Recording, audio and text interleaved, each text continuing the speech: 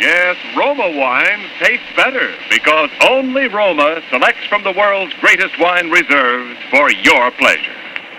And now, Roma Wines, R-O-M-A, Roma Wines present Suspense. Tonight, Roma Wines bring you Robert Taylor in The House in Cypress Canyon, a suspense play produced, edited, and directed for Roma Wines by William Spear. Suspense, radio's outstanding theater of thrills, is presented for your enjoyment by Roma Wines. That's R-O-M-A, Roma Wines. Those better-tasting California wines enjoyed by more Americans than any other wine. For friendly entertaining, for delightful dining. Yes, right now, a glassful would be very pleasant, as Roma Wines bring you Robert Taylor, star of Metro-Goldwyn-Mayer's Undercurrent, in a remarkable tale of suspense.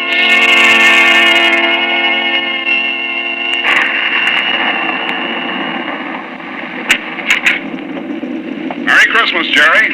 How's the real estate business? Kind of early with your greeting, aren't you, Sam? Well, I got to get them in sometime. I may not see you again until next Christmas. This real estate racket gets any crazy, I'll be dead by next Christmas. I'm glad you could get up here, though, Sam. What's on your mind, Jerry? You'll probably shoot me when you hear it, Sam, because I'm probably nuts. But doggone it, you're a detective and you're my pal, and I just had to tell somebody. Oh, you sound like it's serious. That's just it. I don't know what it is, Sam, but... Now, listen, you know we're agents for a group of houses up in Cypress Canyon. Mm-hmm. Those places that were started before the war, never got finished. Oh, yeah. All they got in were the foundations, just concrete and a couple of beams. Well, they've been finished now. In fact, I'm putting up the for rent on the last of them today. What do you want? Police protection from the mob? Listen, Sam, this house that I'm talking about, it's got a number now of 2256. But before, when the men went back to work on it about 3 months ago, well, they just started when the foreman on the job brought me a shoebox that he'd found up on a beam. And this box had a manuscript in it, a story kind of, all written out. Yeah. Well, he gave me the thing. I read it. I didn't think much about it. I put it in my desk. But the other day, when I happened to drive by there, I saw the number on the house and what the house looked like. I thought of this manuscript. Well, I don't like it, that's all. There's something funny about it. What's funny about it? Well, mind you, this thing was found in an unfinished house in Cypress Canyon. House was only just started building. All right. Well, listen, Sam, I want to read it to you if you got the time, and you'll see what I mean. All right, shoot. Now, here's how it begins. To whom it may concern, my reasons for setting down on paper what follows here will be abundantly clear to anyone into whose possession it may fall. First, let me say that I'm a very ordinary person. My name is James A. Woods. I'm 35 years old. By profession, a chemical engineer. My wife, Ellen, was a school teacher when I met and married her in Indiana 7 years ago. There's nothing in the past life of either one of us to suggest remotely any cause or reason for the dreadful thing that has invaded our lives. Our married life has been in no way different from that of millions of other average, reasonably happy and congenial families. 3 months ago, I was ordered by my firm to take charge of a rather minor project in Los Angeles, Hollywood to be exact. The order was a sudden one. There'd been no time to secure accommodations, and conditions being what they are, the inevitable result was that until day before yesterday, we'd been living in the cramped quarters of one of those characteristic California motels. Needless to say, most of our spare time had been devoted to a search for something more permanent and comfortable, but the fruits of these efforts had been financially and in every other way a geometrical progression of discouragement. Until last Saturday afternoon, only 4 days before Christmas. We were driving into town on our way to a movie when Ellen saw it. Jim, look. What? That sign in front of that real estate office. Oh, yeah. But don't you see what it says? For rent, furnished, 2-bedroom house, close in, immediate occupancy. Yeah, Aren't you going to stop? Oh, Ellen, you know a sign like that. It'd mean right out in plain sight in front of a real estate office. Oh, yeah, but You know, Jim... they want $600 a month. We'll never know until we If ask. it's any good at all, there are probably 50 people fighting for it right back there now. Well, honey, there's no harm in trying, now, is there? You really want to go back? Oh, it's probably foolish, but what can we lose? Okay. Oh, darling, come on, cheer up. How do you know? Maybe our luck's changed. Maybe fate's going to give us a nice new house for a Christmas present.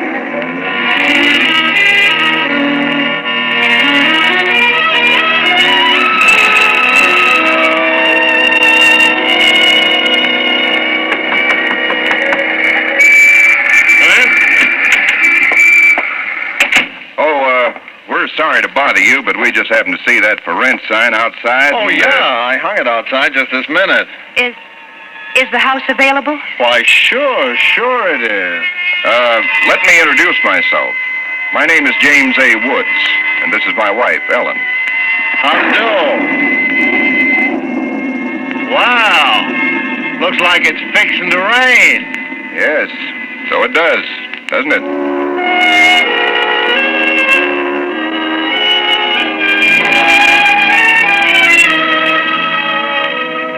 Well, it was one of those things. The real estate agent had just been authorized to rent the place by mail that morning, and he'd hardly had time to look at it himself and put up his sign when we drove up. It was just an ordinary little California house about halfway up Cypress Canyon, number 2256. Just an ordinary, undistinguished little house. The agent didn't know much about it. Construction on it had been stopped by the war, and it had just been completed and furnished lately. Been vacant while somebody's estate was being settled, and now it was owned by a bank in Sacramento. Of course, we didn't Got care this about key all in the that. mail along with the authorization to rent. Only one there is. Of course, you can have duplicates made. Seems to stick a little. Oh, no, there it is. Doesn't sound as though that door had ever been opened. Well, a little oil on the hinges will fix that all Oh, right. sure. Now here's your living room. Furniture's a little dusty, of course. You got to expect that. It's good furniture, though, you see? Benson Brothers. Yes, Now, over here's a little den. Panel, you see? Radio, fireplace.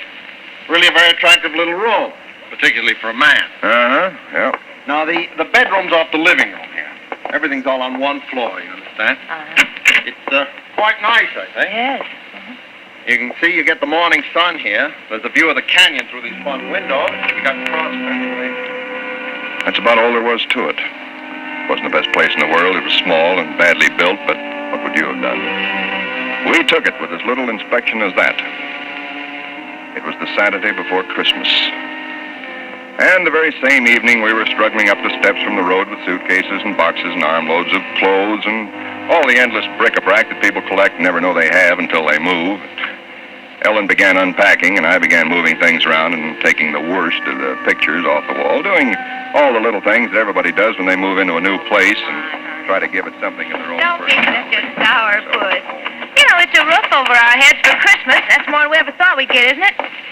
Now, what in the world are we going to do with those two pictures? Why don't we just leave them where they are? Jim, we can't. They're too awful. Well, all right, put them in the closet then. I can't. Both the closets are jammed full. No, I mean the other one in the little alcove off the den. At least there's a door there. I suppose it's a closet. I don't know. That isn't a commentary on the housing problem, huh? A woman moving into a house without even knowing where all the closets are. Take the pictures down, will you, honey? Bring them in here. Okay. Guess you'll have to help me with this door. I can't get it open. Let me see it. Well, of course you can't, silly. It's locked. Where are those keys we found in the desk? Here they are. No, not this one. Sure, this one won't work. Well, feels like an awful solid door for a closet. Oh, and that's one solid door in the house. Well, this one won't do it either. Well, we'll just have to get a locksmith up here on Monday. I'll put the pictures behind the desk, okay? Yeah, all right. Jim, if you could just help me move this armchair, huh? Oh, Ellen, will you let it go until tomorrow? You know what time it is? Oh, but, honey, I'd like to get the place looking just a Yeah, little but it's bit. almost midnight. In fact, it's exactly... What was that? Tomcat, I guess, out in the brush somewhere. Sounded near. Hope that doesn't go on all night. Well, there's much we can do about it. Come on, Ellen, I'm dead tired. All right, Jim. Where'd you put the toothpaste, eh? It's right in the medicine cabinet. Oh, yeah. Jim, we ought to get some firewood tomorrow. You know, a fire in that living room would make all the difference in the world. Can't. Sunday. Well, Monday then. Jim, I think red curtains are what we need, don't you? You know, just at least for the living room. Anyway, the ones in there now have just got to come down. Yeah, I suppose they do. What do you think of red? Well, I guess it's all... Jim. It's some tomcat. Jim, it sounded in the house. Oh, now, how could it be in the house, Ellen? We've been over every inch of the house. Except that closet. Now, how could a cat or anything else be in the closet that's been locked up for over a year?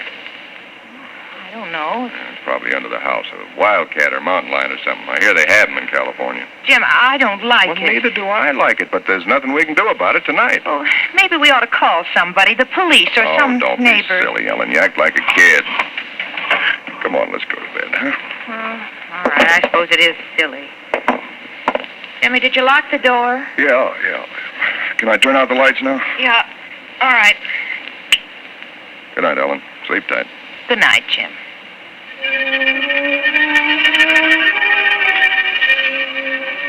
I don't know what time it was, perhaps an hour, perhaps only a half hour later. My mind was in that hazy borderland between sleep and a dream that's still part of consciousness. Then I was awake. Ellen, are you all right? Yes. Did you nightmare or something? No. I heard it, too. Well, that didn't sound like any cat. Put on the light. Yeah.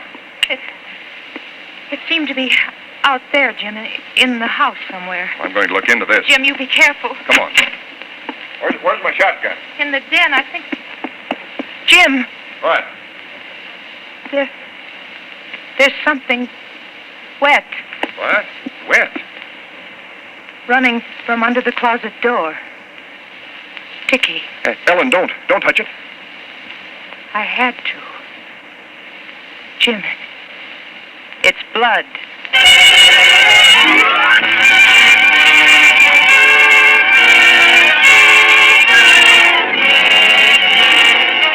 For Suspense, Roma Wines are bringing you Robert Taylor in the house in Cypress Canyon.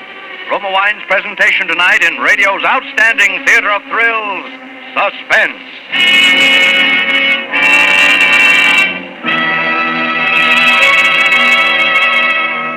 Between the acts of Suspense, this is Ken Niles for Roma Wine. These days before Christmas are busy ones indeed, yet smart hostesses everywhere find time for shopping and distinguished home entertaining later. The secret? Magnificent Grand Estate wines. Presented by Roma, America's greatest vintner, Grand Estate wines add distinction to your hospitality on a moment's notice.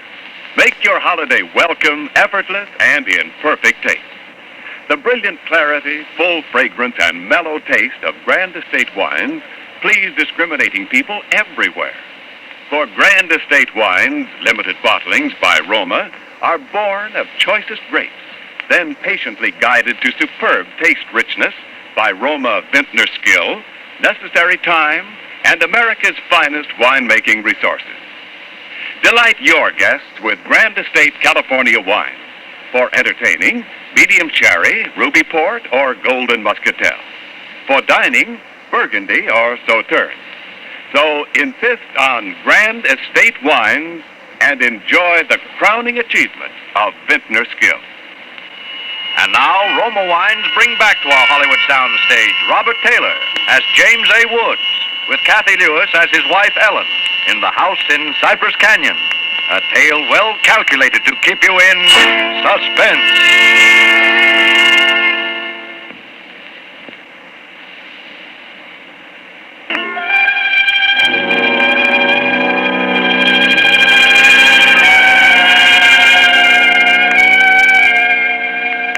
It cannot be too difficult to understand from the foregoing why I've taken the pains to set down in writing the events related here. To find in one's newly rented house a closet which cannot be opened is in itself certainly no great cause for alarm. But to be awakened in the stillness of the night by unearthly cries within that house, to find oozing from under that closet door something that is unquestionably blood, that's another matter. Perhaps others might have been braver than we. Suffice it only to say that we got out of the house in something very close to a panic, and only returned when we had the moral support of two stalwart Los Angeles policemen. You just moved in here, you say? That's right, officer. You can see we're still unpacking. And the place has been empty right along before that? Yeah, I don't know much about that part of it. You could check all that with the real estate agent, though. Well, where is this closet? Oh, it's right in here, officer. And the blood is... Where? Where's the blood? Jim? Officer, I swear to you, there was blood on the floor less than an hour ago. I saw it. Uh-huh. It was running out from under that door. We heard that noise, and we got up, and then we saw it. The door was locked. Locked, huh? Oh, no. Well, it seems to be all right now. Hey, you folks aren't trying to be funny, are you? Isn't there anything in it? No, ma'am, there is not. Look, officer, we're reputable people. You can call my firm. They'll tell you all about me. There's nothing wrong with this closet. Walls are solid. No trapdoors. If you think I'm lying... I didn't say that, mister. Oh, you probably did hear some sort of noise, and you got a little panicky. What about the blood? It got on my hand. Isn't there now, is it? Yes, Where? I feel it. Now, you folks just take it easy. You're liable to hear all kinds of noises up in these canyons at night. You're from the east, you say? Yeah.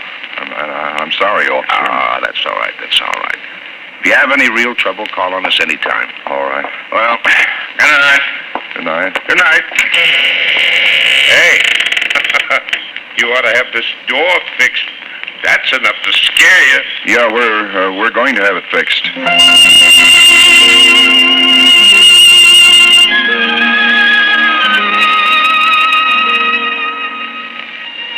We didn't say much about it after that. There wasn't much that could be said. The next day I went down to a lot and bought a little Christmas tree and some trimmings, and we tried to pretend we were cheerful, but there was an uneasiness between us that had never been there before. Ellen seemed tired and listless. Several times during the day I noticed her washing her hands with a brush, scrubbing the one that had touched the blood. That night we each took a sleeping pill and went to bed.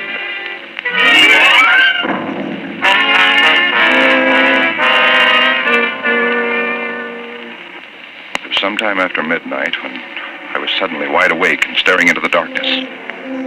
In some way, I knew at once and instinctively what had awakened me. Ellen was not in her bed nor in the room. The nameless thing I feared gripped at my heart until I could scarcely breathe.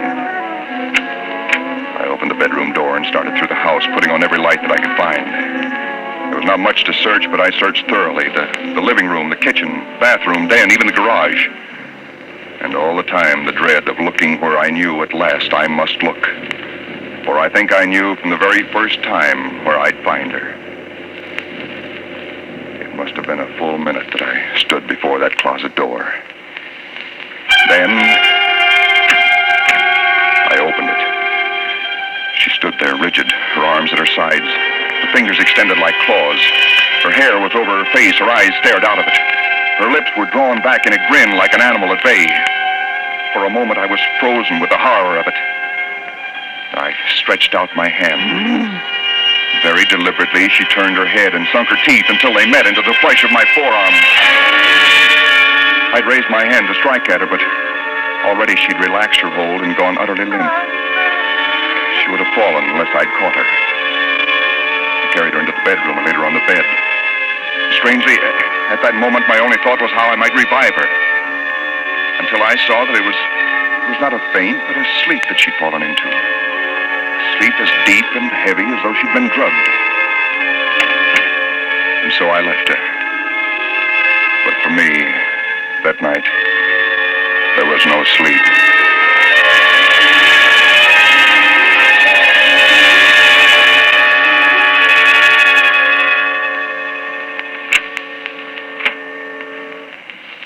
Jim? Yes, Ellen? What are you doing up so early? Oh, I got a little restless. Went out to make some coffee. Oh. Oh. I had the most wonderful sleep. And I feel so rested. Do you? Mm-hmm. Jim. What? What's the matter with your arm? Oh, I just heard it. Well, honey, it's terribly swollen. Let me see it. No, it's all right, Ellen. Oh, it isn't all right. You've got to see Dr. Wesley right away. Sure, I will. No, I now, will. you promised me, Jim, that you'll go the first thing this morning. How'd it happen? Oh, there was a dog. Dog? Yeah, I heard him trying to chew through the screen door. I went out to chase him away, and he bit me. Well, you mean there was all that racket and I didn't even wake up? No, Ellen, you didn't even wake up.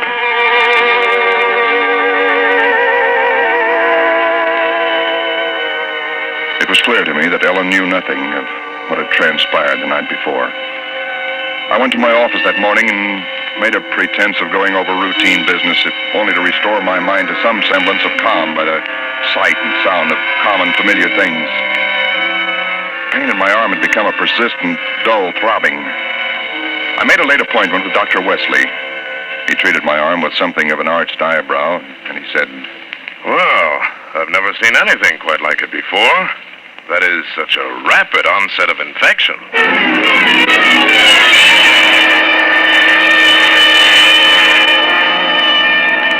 It was dark when I left his office. I hadn't realized it was so late.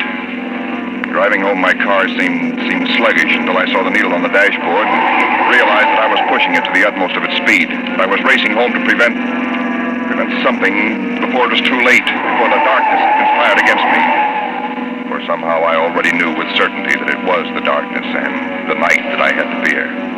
The curves of the canyon seemed endless. And then the cold fear leaped up inside me. My house, too, was dark. I went slowly up the stone steps in the road, looking, praying for some sign of light or light. There was none. The house was empty. Ellen was gone. I looked with the same self-torturing thoroughness, and in that closet first of all, knowing as I did so that it was hopeless. And so, alone in that empty house, I waited, powerless and helpless now, deadened in thought and will, empty as the house itself, save only for the overwhelming sense of a terrible foreboding. It was sometime in the early hours of the morning, and I snapped on the radio, shortwave. Why? Surely a minor question now. I only know that I did. And then I heard it. Car 58, car 58, go to Laurel Canyon, the 4000 block. A report that a man has been injured or attacked. Condition thought to be critical. Ambulance will follow. That is all. I was there almost before the police, edging my way through the little crowd, staring down at the man lying there in his white uniform under the streetlight. Yeah, the milkman, poor guy. I heard him scream, but when I got here, he was just like this. Stand back, stand back. Please stand back. Well, you again. I heard it on the radio. I live just down the road. Yeah, I remember. What happened? Well, take a look. Maybe you can tell us. He was dead. And he was lying on his back. And his throat had been torn out, as though by the fangs of some wild animal.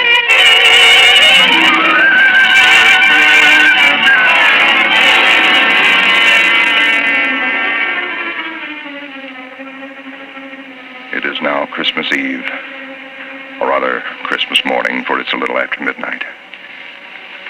I've been waiting here in the stillness of this empty house for nearly 24 hours, waiting for the end. Already once tonight I've heard that dreadful wailing cry somewhere in the hills. I've nailed up the closet door, but that I know is childish, useless. My arm is horribly swollen and turning black, but that's nothing. It's another end that I foresee, as surely as other men foresee the rising of the sun. I hear the cry again. It's nearer now.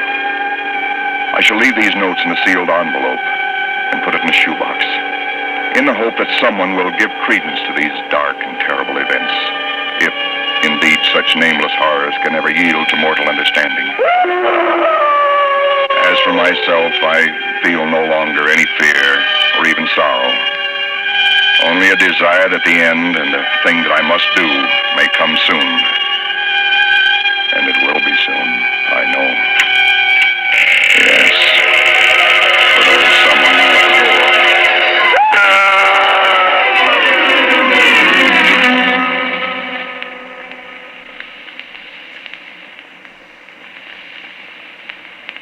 Someone at the door.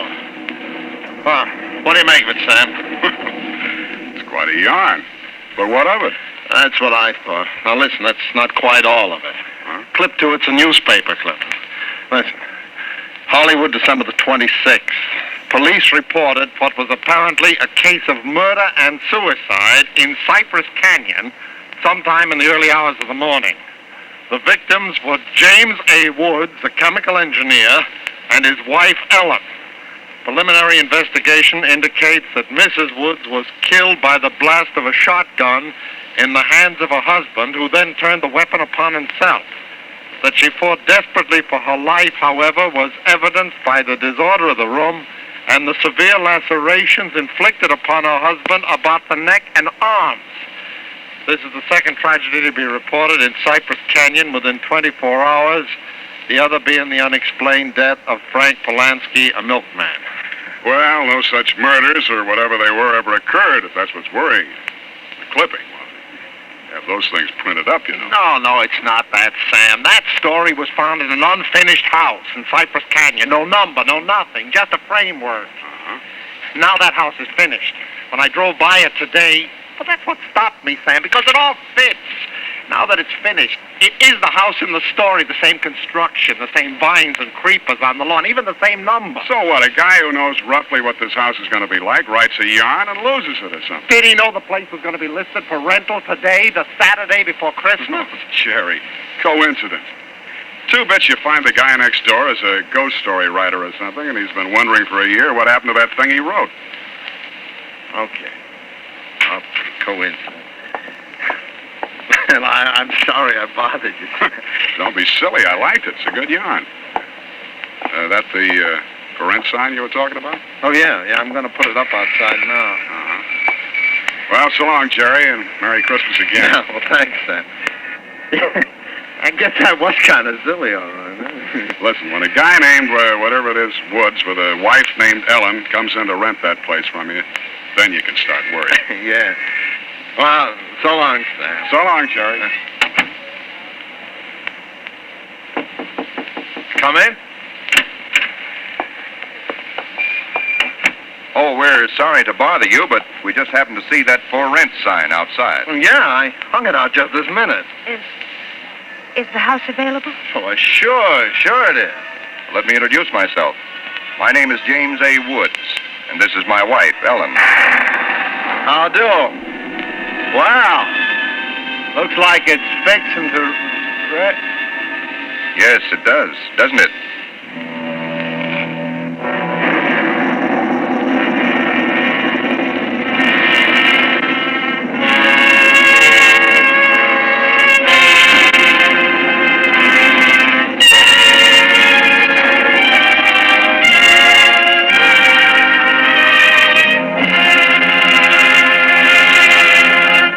Suspense. Presented by Roma Wines, R-O-M-A, Roma Wines, selected for your pleasure from the world's greatest reserves of fine wines. Tonight's original suspense play was written by Robert L. Richards. Next Thursday, same time, you will hear Miss Susan Peters as star of Suspense. Produced by William Spear for the Roma Wine Company of Fresno, California. This is CBS, the Columbia Broadcasting System.